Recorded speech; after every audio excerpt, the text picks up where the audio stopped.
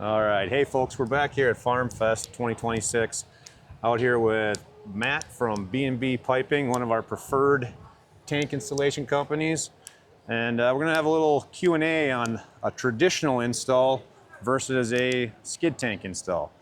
Matt, what are you seeing out there for skid tanks versus the traditional installs, and what's your preference? Well, of course, I prefer a new aero tank over a skid tank. All right.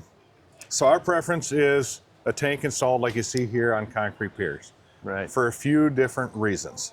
The skid tanks generally that we're seeing out there are older, refurbished tanks. Okay. Painted up to look like new. In reality, they're 40, 50 years old.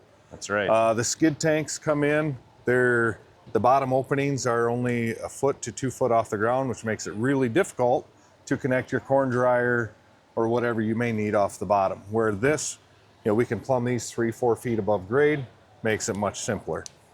Right, because you're required to have safety valves that stack up. You have safety valves that come from here to probably here, right? Correct. Yeah, so you have a big distance, and then if you're in a skid tank, you're right on the ground. Right.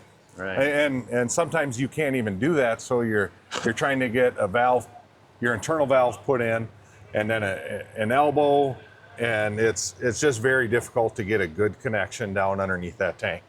And for future repairs, if there's absolutely. Yeah. Another thing we're seeing with skid tanks that a lot of people don't take into account, they're thinking they bring that tank and, well, we just set it on the ground or we set it on gravel. Right. That is correct for a temporary installation on a asphalt plant or something that's mobile. Sure. But for a stationary permanent installation, it needs to be on masonry foundation. So you need to pour concrete. So to think you don't have the cost in concrete isn't correct. You really do if you're going to install that skid correctly.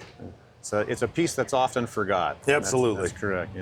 And on the concrete, a lot of folks will always call these about 10 different names. You hear pillars, you hear stanchions, you hear all kinds of stuff. But the correct nomenclature for this is a concrete pier, right? Yes. That's what you refer to them as. Absolutely. And these happen to be precast.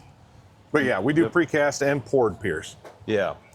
If you need a custom style of pier, you'll pour it right in place at the job site. Correct. Especially on the larger 60 or 90,000 gallon tanks with steel saddles. Yeah. We'll pour those on site generally. Okay. One more thing on the used tanks. Have you been seeing and running into couplings that have bad threads, galled threads? Explain to us what that would entail if you had to have that repaired. So we have had a couple. The one that really sticks out in my mind, you would think wouldn't have been an issue. It was only a few years old. Sure. And it was taken out of service and put back in service. And once we got the job done, we pressured it up to check for leaks. We had a leak. And it took us a while to figure out that there was actually a crack in the coupling. Wow. So now to get that fixed, you can explain better as to what it takes to correctly fix a cracked coupling on a storage tank. Well, this is code welding, so you can't just hire your local weld shop to come out and start to repair this coupling to pull this out.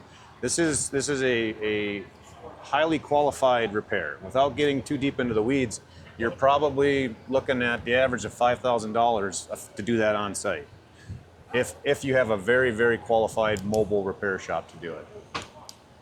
Yeah. Well, good.